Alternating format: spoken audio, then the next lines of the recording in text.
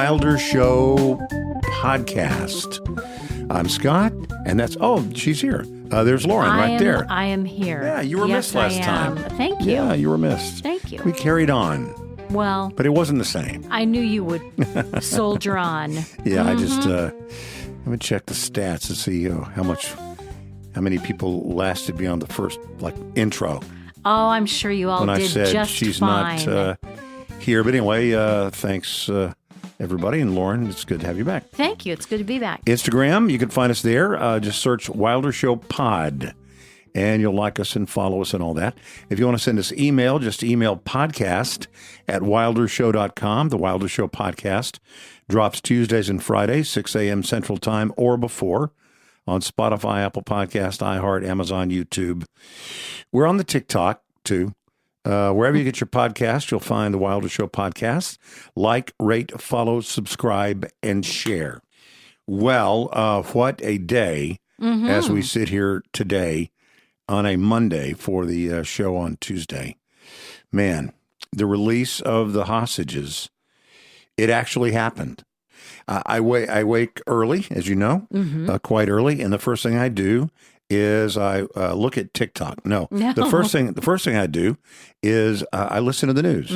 I want to see what's going on. What did you miss? What has been going on? And I knew that Donald Trump, the president, was traveling, going to be in Israel, and I did listen to his speech before the Knesset.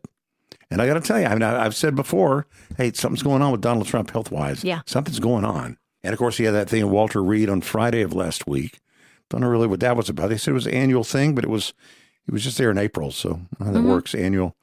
Maybe twice a year he does or whatever. Well, maybe they check other things, Maybe so. Yeah, annual thing for whatever. Anyway, not suggesting they're bad things, but I got to tell you, he was flipping on fire. Wow. At this thing. I mean, he was completely on. In some of those ways sort of irritate me because he finds it difficult to follow the great speech someone wrote for him. To the letter. He'll kind of use portions of it and then chase off and then come back. Off on a little tangent. I weave. And he comes back. But the tangents aren't always as good as the script itself. Anyway, I thought it was a great speech. It's a great day. And one of the things that I found absent today is very many Democrats having anything good to say at all about, congratulations, or this was great. Is that that's a surprise? Well, look, I understand they're bummed. Well, because they weren't responsible for it? I think so. Yeah. I've said before, that they cannot give him a win. Yeah. If it's a win, if it's something good, but it was something he did, yeah, I'm not for that. Whatever. They're always opposed to things because they don't want him to have a win. But if I've heard a couple of Democrats that have had something to say, but the main things they've had to say are things like this. Well, it's sure. It's good, but what now? What now? They just can't just say, you know what? This is the part that got me a little crazy. Basically silent on this day.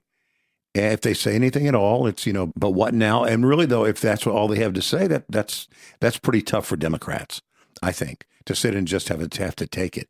What about all the Free Palestine protesters?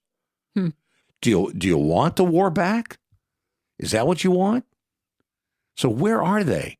If Hamas agrees to the end of the war and Israel agrees to the end of the war, what are they going to do? The end of the war, a ceasefire, as I said, has Hamas dancing in the streets, Palestinians, Jews, Muslims around the world. Why can't these Americans who were so keen to hop on board the Free Palestine train across college campuses all across the country, why can't they just be happy? They don't want Hamas to go back to war. And I think this is another example of how they don't get it. They love to seem to partner with foreign movements in opposition to anything the Trump administration holds as a position. And really, I think they do this only for political reasons. They hate the president. If that's not the case, then why aren't they as pleased for peace as the Palestinian Muslims are? It's a really good question. Now, I agree that the days ahead are important. Point number 4 in Trump's peace plan was within 72 hours of the agreement, Hamas would release all the bodies of all hostages, living and deceased. The living hostages were all released. Mm-hmm. As of this sitting, only 4 of the deceased have been released.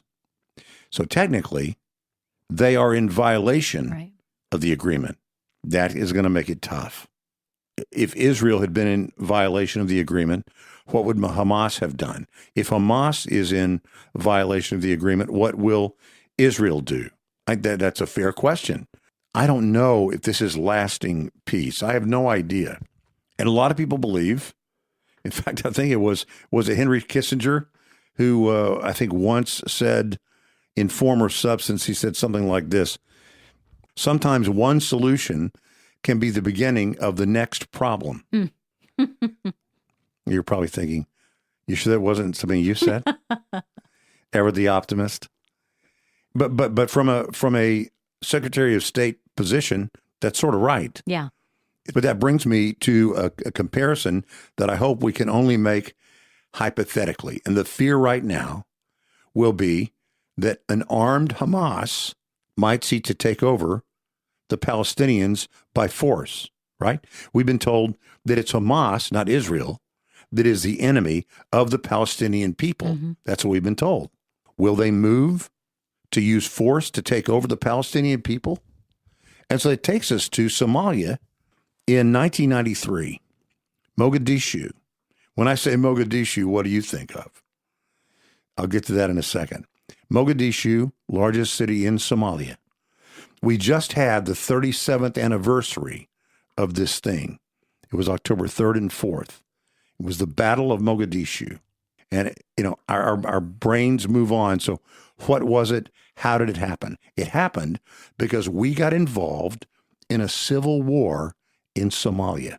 Now, initially, it was to provide humanitarian aid because there was a drought and there was starvation and there was hunger. And so we said, well, we're not going to get involved in fighting. It's a civil war, but we're going to use military to get humanitarian aid in. That's how it started. Yeah. They have a thing in war called mission creep.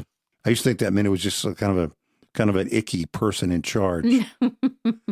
But mission creep means you go and start with one thing in mind, and then it changes. Right. So in this case, how did it change? Why did it change? What was the result? And are there lessons that might be in the offing when we're looking at Gaza? So remember, I don't call history, I'll call it context, right? So let's don't talk about history because people say, I don't like history. Well, let's just talk about context. Early 1990s, Somalia, brutal civil war, which is what some people fear will take place in Gaza.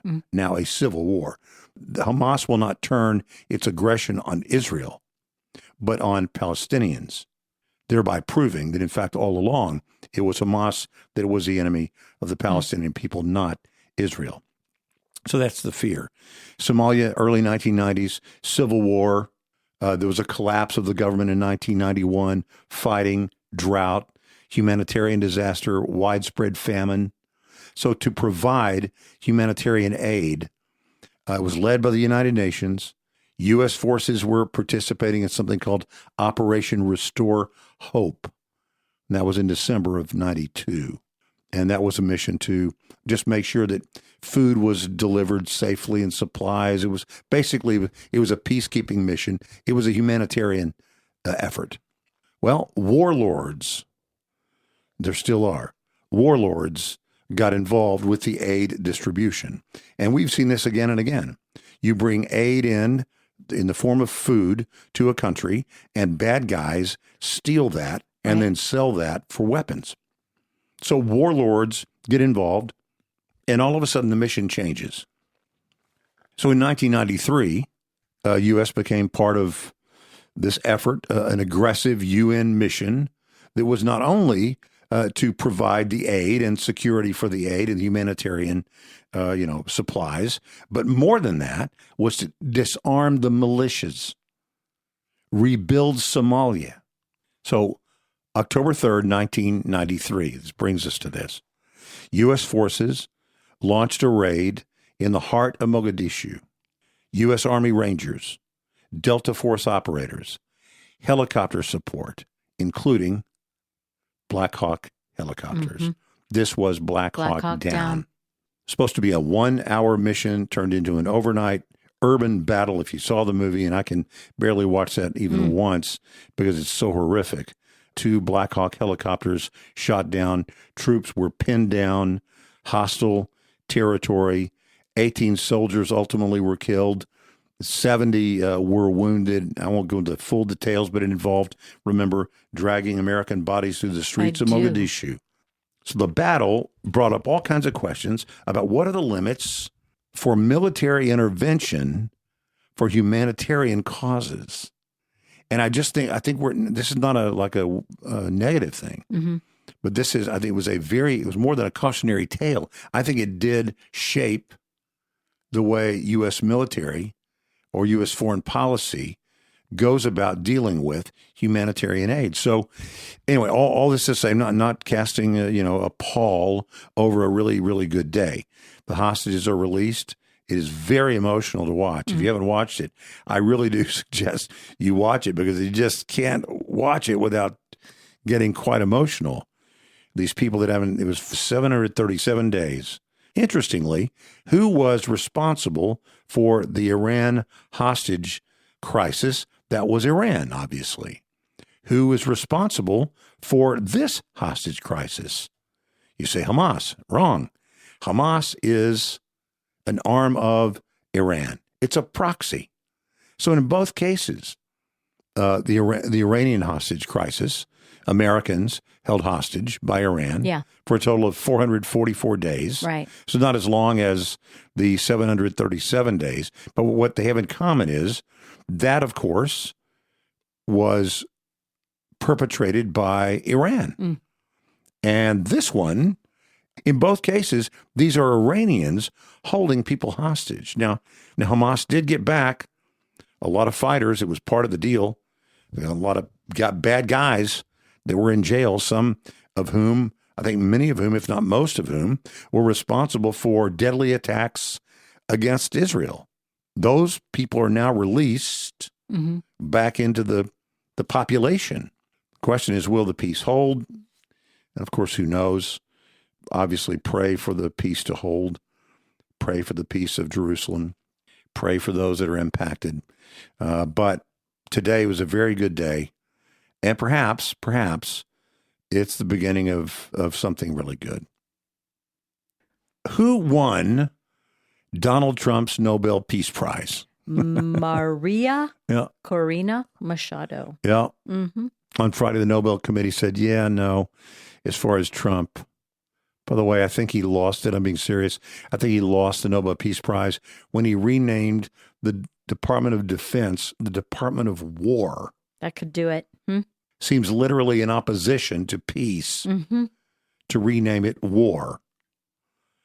Anyway, so it went to her, and she is a person promoting democratic rights in Venezuela and, quote, for her struggle to achieve a just and peaceful transition from dictatorship to democracy. So there you go. That's who won it. Stole it. But it does. He might think that. But it does seem strange that if this ends up being something that holds, if this peace holds, this is a pretty big deal. What, honestly, Trump has done. Do you know that this thing would not be possible if the president had not ordered the attack on the nuclear facilities in Iran? Yeah. It would not have been possible. I'll tell you why it wouldn't have been possible. You wouldn't have had Indonesia, Saudi Arabia, all the other Muslim countries. You would not have had them come on board and say, Hamas, take this deal. Why would they not have done that? If Iran was a powerful nuclear threat, they would have backed Iran. But because the president went in there and, I don't say decimated, I'm not going to say obliterated, but certainly impacted their ability, their process, they're not a threat anymore in the same way to Israel like they were before. Yeah. Likewise, they can't really assist Hamas or anybody else like they could before. So how important was it to have done that when it took place? It was huge. It was absolutely huge. He would say huge. Huge. It was huge, but it really was huge. Mm-hmm. Taking that facility or those facilities out, the way that it was done, there's a whole backstory. I won't get into it here, but the whole backstory into how many times the military had trained on doing that exact mission. Mm-hmm. Over years. Over a long right? period of time. They just trained and trained and trained. And nobody ever figuratively pulled the trigger. Nobody said, yeah, go do it. Game on. President Trump said, game on. Now, who knows if he could have possibly understood the implications coming all the way down to this. I don't know, but I do know that if it weren't for, so say it the way I think it really is. If Donald Trump weren't president, those hostages would not be free, period. I mean, doubt. You think he's the only one that would have? All I know is I think that there is a fear of him mm-hmm. that I don't think they had of other people. I don't think they had it of Biden. I don't think they had it of Barack Obama, certainly.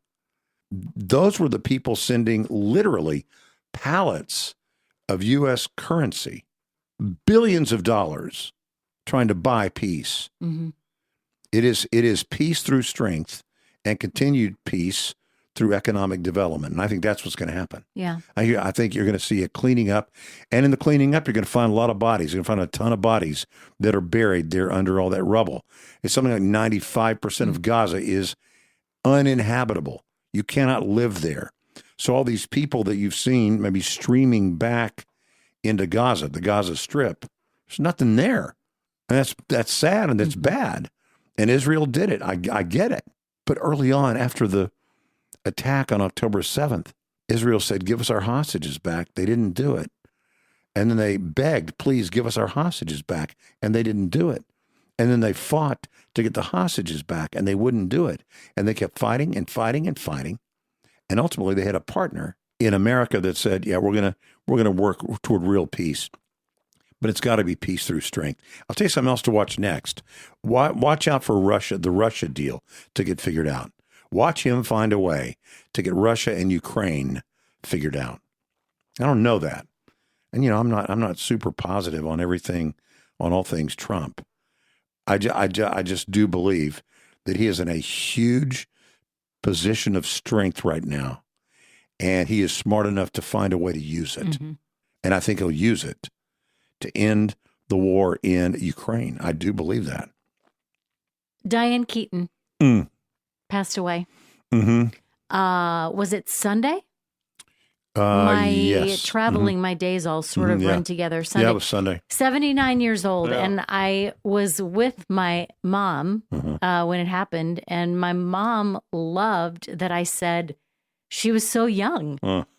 Doesn't 79 seem younger? Yeah. I mean, you and I both have moms who are way past 79. Yeah, that's true. And but it might not be that. It might just be that when you see somebody, I've seen recent things that she's done, but when you've seen someone so often in films over time, I mean, I think in my mind's eye, she's frozen. Yeah, she is frozen at a certain age or several certain ages. Yeah. None of them really 79. Yeah, I watching Father of the Bride for me will never be the same. Mm-hmm. She was great in that. For me, I think I don't know if it was her first role or not. I think I know what you're going to say. Oh, go ahead. The Godfather. Yeah, The Godfather. She was so good. Kay in The Godfather wasn't the first, but it was pretty close to the first. Man, I'll tell you a quick story. And one of the men she was linked to, never married. One of the men she was linked to in her life was Al Pacino. Yeah, and of course Warren Beatty was one. I think Woody Allen. Woody Allen was one. But there is a scene in The Godfather that you may remember. It's Godfather 2, and it is where she's coming to meet her husband, Michael Corleone, and they have 2 children. Yeah, and Michael is trying to tell her. She says seemed out of sorts, and she seemed sort of distance from him, and he's kind of saying, "I know about the baby, Kay. I know about the baby." And Tom Hayden played by Robert Duvall, had told him while he was away that Kay, his wife, had a miscarriage and had lost a baby, and that it was a son. Mm-hmm. And he has never talked to her about it. Well, she comes in and she says, I'm leaving you. And he says, Kay, don't do this. You'll regret this. Look, I know you're sad. Mm-hmm. I know about the baby. I know, but we can have other babies. And I know you're sad about the miscarriage. She looks at him and says, it wasn't a miscarriage. Yeah. She said, it was an abortion. Mm-hmm. And then she says, from 1973, 4, 7, whatever it was, she says, I killed your baby because I wasn't going to bring another one in to this madness. Yeah. Okay, that's all part of the script. I don't know if you know this or not or remember this or not. In that scene, Al Pacino runs toward her and slaps her right across the face, and it knocks her down onto the couch. Mm-hmm. That was not written. Wow. I didn't know that. When you watch that scene again, because there are no cuts. Mm-hmm. In other words, it wasn't like he did that, then they cut and she regrouped and was able to then continue to act. Watch her in that scene. It is a weird slap. It's not like a slap across the face. It's like a full heel of the hand against the jaw, and it drives her down onto a couch. Mm-hmm. And the camera keeps rolling, and she reacts to it. And they finish the scene without an edit. Wow. That's how great she was in that movie. It's a great scene. Obviously, one of the greatest 1-2 punches of all time, Godfather 1 and 2. Yeah. But I loved her in it. I loved her in it at the scene at the very beginning of the movie where, Michael says the whole story about made him an offer he couldn't refuse. And she looks at him and he says, that's a true story. He said, that's my family, Kay. It's not me. Mm. Then later, of course, it becomes him. And that's the whole story. Great actress, nominated for 4 Academy Awards, won the first one. She won for Annie Hall, then was nominated for, that was 1977, nominated for Reds and also Marvin's Room and Something's Gotta Give. She had a long sort of partnership with Nancy Meyers, appeared in many of her movies. I think the first was Baby Boom, and which I think I saw at a radio station screening. Really? At a station that I was working for at the time, I think. Mm-hmm. We don't know what the cause of death was. Right. We do know, I think, that she something happened and she declined very quickly. That's what I saw. Yeah, the family's still asking for privacy, but Diane Keaton, so gone at the age of 79. Oh, it is time for Scattershoot. Let's go.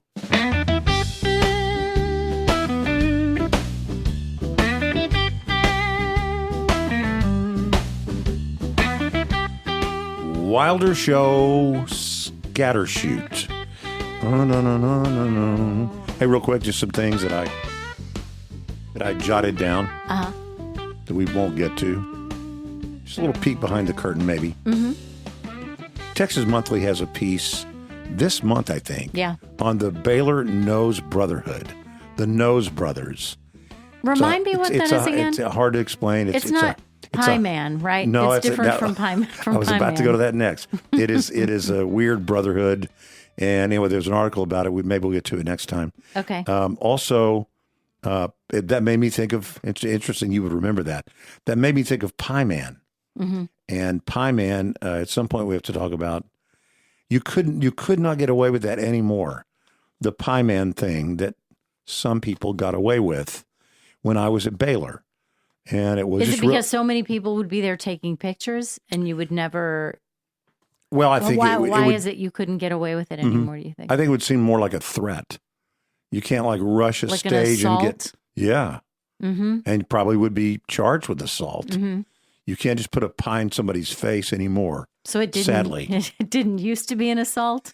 No, I think it always was, but people didn't pursue it. It was seen as a joke. Better senses of humor? I don't know, maybe. Mm-hmm. We weren't as afraid. But I mean, somebody comes rushing toward you right now. you're grabbing your mace or whatever, Sure. whatever you got on you. So you can't really do that. But in those days, when I was there, everybody had the same exchange. First of all, everybody had to have a phone in their dorm room. Oh, yeah, so on the wall. nobody had cell phones. Yeah. So we had, everything was 755. Okay. So 755, and then ours was whatever it was, 2405. And no answering machine. No. You were either there no. or you weren't. You found out about the plan or you didn't. But if you called from inside the system, all you had to do, like if your number was 2222. Last 4 digits. Yeah, just right? 2222. Mm-hmm. So people would write on the chalk on the sidewalk, simply this: Pie Man, I want a hit. And then would write like 3333. Yeah. And then the Pie Man, whoever that was, would contact them, and then they would pay the Pie Man to hit someone in the face with a pie. Okay, so if it was such a long time ago, and I know it was, and there was no, we had phones that were attached to the wall. There was no Venmo. How did Pie Man get paid? Yeah. Well, those records are sealed. Anyway, it made me think of the Pie Man. Also, I had down other things. Lunar Power. Wanted to talk about that. Peter Thiel and the Antichrist, which is really fascinating what's going on. The Curse of A-Rod. The Yankees are out now. I remember the Curse of A-Rod. Yeah, and anyway, so all those things were on my list, but we won't get to any of those. However, I don't know whether you know this or not. You probably do know this.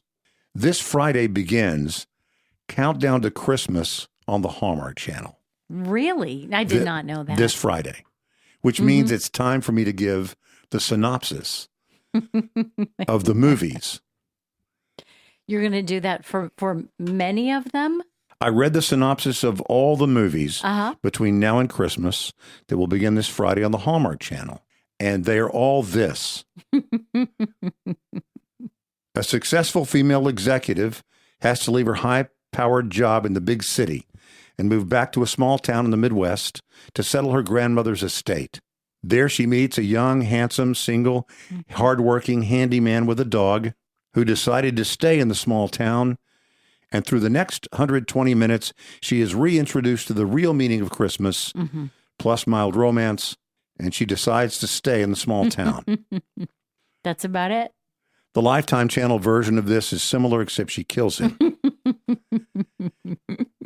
And he deserves it. There you go. Very good. Very good. Are you, I already know this about you. Go. I'm pretty sure. You're not an impulse buyer, are you?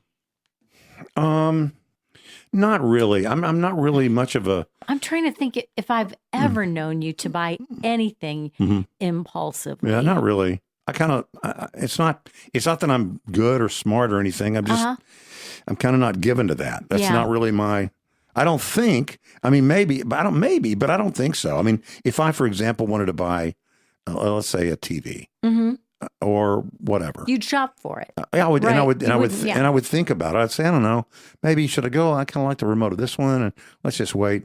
Or I'll say when I got my iPad, the iPad in those days, early days, the iPad was basically a toy. People got the iPad to watch movies and different things. And I thought, there's no way. I don't need another toy. Yeah. I don't need another thing to charge, to keep powered up. But if I can find one reason, a real tool. Something you could, for work, maybe. Something you could, And not even a matter of, well, who's going to pay for the business? No. I'm just saying, I don't want a toy. But if it can be a tool, then I don't mind if it also can do other things. Right. But I'm not going to buy something just to have another toy. Just for fun. I'll tell you, I've talked about this with you before. Yeah. I just, because there's always something cooler that comes out as soon as you get something, and you just can't get on. I can't get on that train. Yeah. Of, I got this. Well, did you get this? Well, how many with this, that? And dude, really, seriously, life is too short. Who cares? I'd rather have nothing. I think you might be a little healthier than I am. Well, I don't know about that. I think it's just the way I'm just made that way. It's not even that it's not good. It's just sort of believe me, I'm far worse than you in a million other ways, as you know. It is. Well, I was really only talking about this one thing. So, but it is good. It is better. Noted. It is good to not be a spur of the moment impulse buyer. There are ways around it, though. If you think that this is something that is causing you to, there are several things. Obviously, if you're having trouble paying your bills, if you're, buying things on credit that you really don't need, maybe don't even want, but you're buying something just to get that little dopamine rush almost that you get when you get that new thing. Maybe it is that new toy or a new, I could name some things from my own, own experience, but that would kind of be boring. But so there are ways to curb your impulse spending. Curb your enthusiasm. They think, you have to be intentional about it. And the very first one is something I know that you did with your kids many years ago. And I think I kind of copied that from you guys for a while. Now, this says give it 24 hours. If there's something that you really feel like you need or want to buy it right away, give it 24 hours, or better yet, until the end of the week. I think you had a 3-day rule. I did. I had 3 days. Yeah, give it 3 days. I used to do that. Yeah. Yeah. If they say, hey, Dad, you want to do this and whatever, and I say, let's it's on a Monday. I'll tell you what, let's think about it, and if we'll talk about it again on Thursday. Yeah. And then we'll figure it out from there. Sometimes those things go away. That sort of mood buying or the mood. I got to do it because somebody else did it or whatever. Yeah. Yeah. Then it kind of goes away. Yeah.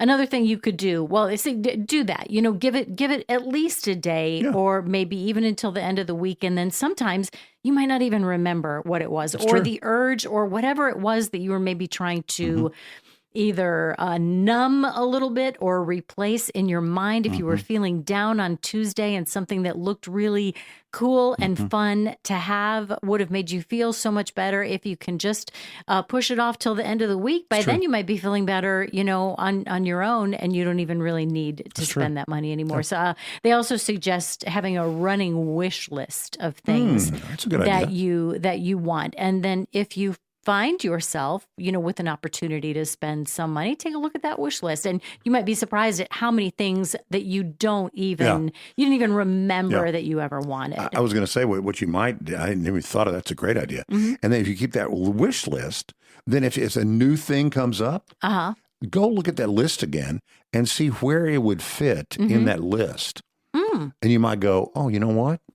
Yeah, this is not near as urgent. This other thing over here, and it's cheaper. And we'll go back and revisit that. Yeah, keep that. That's a great idea. Or and then also you're also ready for Santa Claus all the time.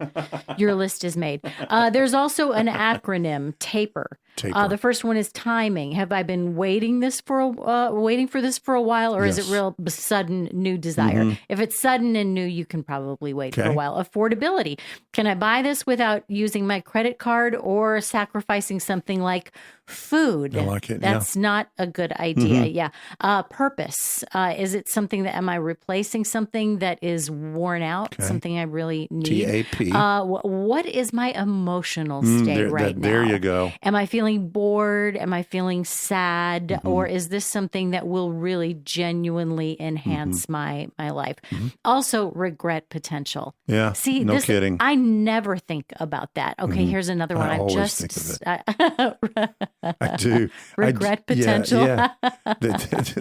You're going to regret that you spent the money on it, or see, you're better. Or you're going to regret. No, it's just I don't know. I've seen too many people trying to keep up with other people, and I know that not every purchase is in that category, but I think of some people that just try and keep up with other people, and it's just like, dude, you can't. Yeah. No. But why would you? Why should you? But it's fun. It's fun. For a little while. People like to spend, or they like It's also fun to be able to pay your bills, though. Yeah, fun to not be in debt. It's fun to eat. I like more simple. Yeah, simple is good. Simple is peaceful. Another thing that you can do is unsubscribe for marketing emails. Well, that is true. I just started going through my email last week. I am I couldn't even tell you how many unread emails I had. And so many of them, you know how they get you. You see something that you want and they offer you 15% off your first purchase. And all you have to do is sign up for text messages and then wait really quick. Would you give us your email address? And you're not going to get that 15% off if you don't give them the email address. Half the time, I don't even buy, maybe more than half the time, I don't even buy anything from them, but I'm still getting the email. Yeah. So many, and then you keep getting it. So every day or every couple of days, there's something new to tempt you that you know, or maybe you'd like this. The two that I get from a lot are, one is a broadcast supply place. Yes, because I like electronics. That is, I do like to, you know, that's a catalog I'll actually sit down and look through, like it's the Wish book. Yeah. From Sears. I mean, look at this and look at this and for sure. Look at this transmitter. Maybe I have no need for it. I like it. The other thing I get a lot of email from is Home Depot, Home Depot and Lowe's. Yeah, I will get I get I think multiple a day from them. Right, with different things, and it's like, no, dude, seasonal things. I'll be there. I don't need my Christmas tree in late September. See, I don't know if I'd even be tempted by emails from Home Depot or Lowe's, but yeah. But your other ones? To each his own, for sure. This is another one that we've talked about before, too. Remove your debit or credit card details from saved payment methods. So it's not harder to do. I remember hearing somebody say once, if you knew the number of things I hadn't bought just because I didn't want to get up and walk across the house to get my credit card out of my wallet. So pull all of those things out of there, and you at least have to think as long about it as it will take you to put those 16 digits in. And walk across the house, get your wallet and enter the 16 digits. I don't know if I'm talking to anybody else, right? We might have very mature listeners who don't need any of this, but this is all really good information for me. The last one I think is the most simple. Adopt a cash-only policy. You know, for a long time, I was cash only. Yeah. I mean, for a long time, I was only cash. I cashed. Now, the downside is I ended up carrying more cash than I really should have carried. Yeah. I mean, not because I was going to buy, a brand new TV. But you could if you wanted to. But it's like I don't really want to carry that much cash. I kind of like not having cash. Yeah. But then you have other problems. So you have to, if it's too easy, you usually, I think the rule is that if you're spending cash, you end up spending less than if you do on plastic. You end up spending only what you have. Well, I guess even then, the goal would be you see it going out. Yeah. It's a 10, 20, 30, 40. Yeah. It's like, I don't know if I want to.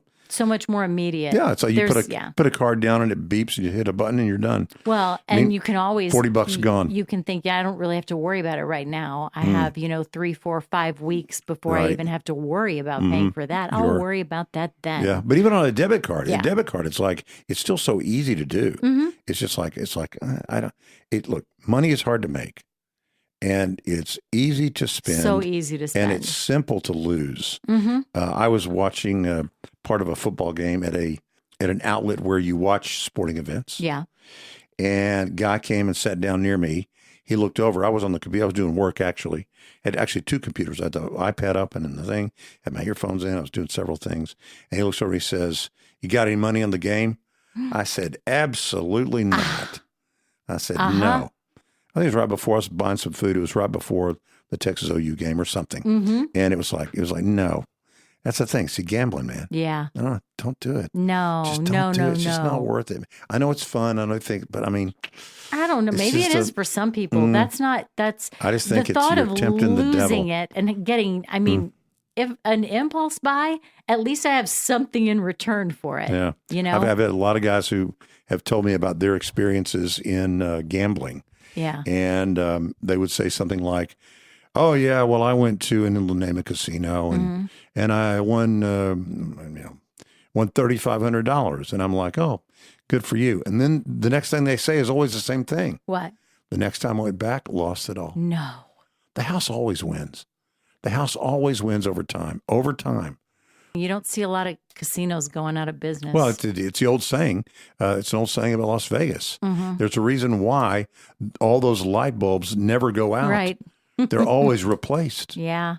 Yeah, that's not I've House wins. never had a desire for that. Never really had a thing That's for another that. example of not being good.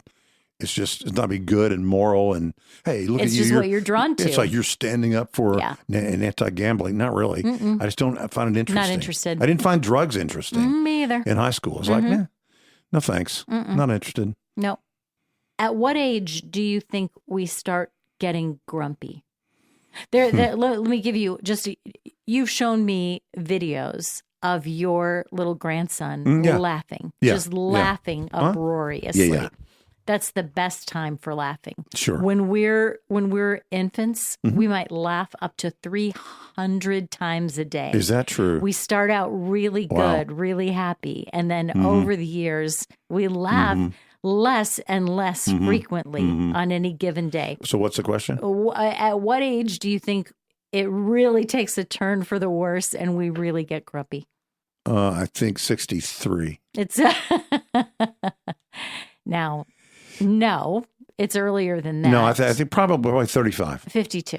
52. 52. Well, I wonder why. Do they have a reason why it would tell you why it is? Do they see does mortality become a real issue, and so you get a little grumpy? So you're saying grumpiness kicks in around 52.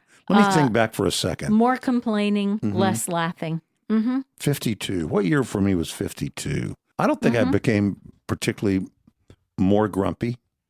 Maybe for you, it's been less of a steep drop off and more of just a slow and steady. Or what if you start decline? Maybe you start being grumpy earlier? Maybe that's true. And the thing is, when you're a baby, let's be honest, you're happy because you don't know anything. What do you have to not laugh about? I mean, I get a picture. I got People a great are video. Always making you laugh, making funny faces, I got tickling you, making funny noises. Got a great video of my grandson, and he was in the bathtub, fascinated with the water that was coming out of the spigot. Yeah. Having a great time, slapping at it. I would love to feel like that. It's a lot of it is in your attitude, don't you think? If you just try to, you might not laugh at the water coming out of the faucet, but maybe finding joy I think that's right. In simpler things. I think an attitude. My late and great dear friend Zig Ziglar, having an attitude of gratitude. Yeah, definitely. If you have an attitude of gratitude, it's just amazing how everything is a little bit different. So we start out laughing about 300 times a day. By the time we're teenagers, that falls to an average of, guess how many laughs a day? Teenage laugh at 310. 6. Really? 6 laughs a day by the time we're teenagers. Golly. I think I laughed more than 6 times a day when I was a teenager. Maybe some days. I wasn't particularly, maybe I shouldn't have. You weren't a sullen? No, I don't think so. I don't know if it even has anything to do with those years in particular. It might just be that decline. You're learning more stuff and wearing off the... Maybe just taking things more seriously. All right. I don't know. They say that by the time you're older than 60, it's 2.5 chuckles a day. Oh, I chuckle more than that. I think I do. Well, I do. You know that. I don't know. I know I'm laughed at more than that a day. Not by me. Right? I might smirk a little bit, but I don't know if it's the same thing as a laugh. Men are grumpier than women. Just in case you were unsure. No, I think that's absolutely true. I think men are grumpier than women. Sure. I think men may have reason to be grumpier than women. What's that? I don't know. Well, you got to back that up. I can't just leave that hanging there. I think men are probably grumpier than women. Probably. You think so? I think so. Do you know why? Well, I don't know. I mean, the old days, it would be that, I don't know. I mean, this sounds very patriarchal. Mm-hmm. But the old days, it was, your job as a man was to be the protector. Yeah. And to be the provider. More pressure, you think? I think more pressure. Mm-hmm. I used to tell my kids when I was trying to get them up and trying to wake them up for school. And it's a little bit hard sometimes to wake up teenagers. And I would say to them. I know what you're going to say. What was I going to say? Who wakes up the waker-upper? Yeah, who wakes up the wake-upper? I'm the guy that wakes you up. Who wakes me up? What if nobody wakes me up? Who wakes up the wake-upper? Dad. I know. Got it, Dad.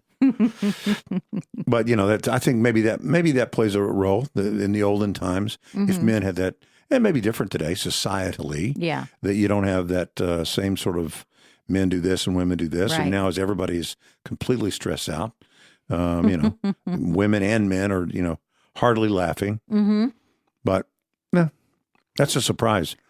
Speaking of being happy, maybe laughing more, we're told so often, I think I've told you quite often, that spending time in the gym and eating well is your key to a longer life. Okay. To better health and longer life. Yeah. Well, it turns out that keeping a healthy mind and having a positive outlook might be even more important than those things. This is a study out of Harvard, and they were studying women, 70,000 women. They studied them over the course of 8 years and found that women who were more optimistic had a significantly reduced risk of death from the things that are the most likely to take us early as women: heart disease, cancer, and stroke. Really? So, and now I think I have a much more optimistic outlook than I did when I was young. Yeah. And I don't know, doesn't that seem kind of weird? I mean,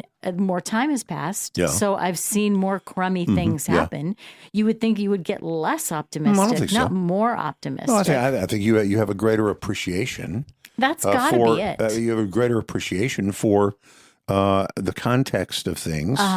You've seen a beginning and a middle and a continuation in a way that you had not seen before. You've been through things. You that know were hard. you can get through them. You see, you watch yourself. You see that you've gotten through them. You see other people get through things. You have adopted the phrase and applied it. This too shall pass, which, by the way, applies both ways.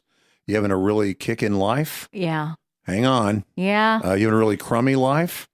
This too shall pass. That's true. So you kind of lean into you've been on the roller coaster before. You lean into the curves. You're not jostled like you used to be. When you're a kid, it's like you get on a roller coaster and you're blindfolded. So you don't really know. So when it turns left and your body is jostled, or turns right, you don't know you're about to go upside down or whatever. You get older, you kind of look at it and go, okay, it's going to be fast. My stomach's going to drop. It's going to be tough, but we'll be back here in about 60 seconds. No, you're right. That reminds me, we talked about losing Diane Keaton over the weekend. You and I talked about that a little bit earlier in this podcast. And it reminds me of a great quote that I saw from her in one of the obits that I read, and I can only paraphrase it. But she said that people had always asked her when she was going to retire. And she said, I never really got the concept of slowing down. I don't want to slow down. I want to keep going through it all. I want to keep, wading through the muck of it and riding the waves of it and enjoying it all and living as fully as I can. She said, the older I get, the more appreciation I have for all of it. Good. I thought that was particularly lovely. I think that's what we're talking about. I think you're right. Is it? That's it. Okay, hold on. That is the Wilder Show podcast. Instagram, you find us there. Just search Wilder Show Pod. And then if you want to email us, you just email to podcast@wildershow.com. The Wilder Show podcast drops Tuesdays and Fridays, 6 a.m. Central Time or before. Spotify, Apple Podcast, iHeart, Amazon, YouTube, wherever you get your podcasts. So like, rate, follow, subscribe, and share. And we are also on the TikTok. Just look for Wilder Show or Wilder Show Podcast on the TikTok. Lauren, good to have you back. Good to be here. And thank you. Thank you. And we'll see you next time.